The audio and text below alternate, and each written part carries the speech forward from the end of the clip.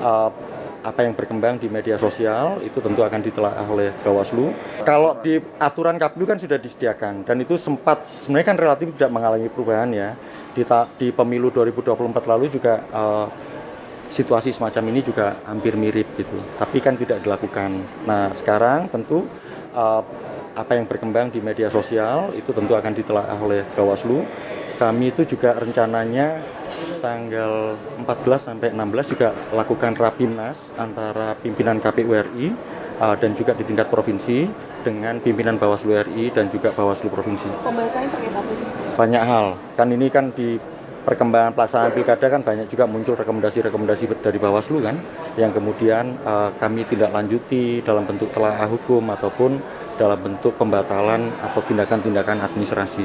Nah, ini tentu dengan durasi waktu yang sangat ketat, sudah mepet dengan tenggat waktu, kami tentu harus fokus untuk memperkuat koordinasi kami dengan Bawaslu. Tapi sebenarnya dari KPU sendiri menyarankannya bagaimana gitu? Apakah sebagai orang nomor satu di Indonesia atau para pemerintah lain bisa cawe-cawe gitu dalam? Gini, kalau KPU kan tidak punya opini untuk itu. Kami tidak beropini. Yang jelas KPU sudah menyiapkan perangkat aturan, dalam hal ini peraturan KPU tentang kampanye di pemilihan kepala daerah di situ. Dan saya kira semua orang juga akan mematuhi proses itu. Mas, tapi artinya pihak KPU tidak kemudian mengingatkan Bawaslu, ini loh ada begini, tolong dievaluasi, boleh apa enggak?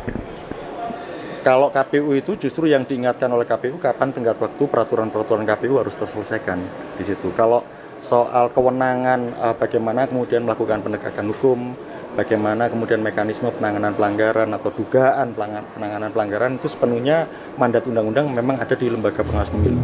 Yang tepat untuk Jawa Tengah adalah Komisaris Jenderal Polisi Ahmad Lutfi, seorang yang telah bertugas dan mengabdi Jawa Tengah cukup lama.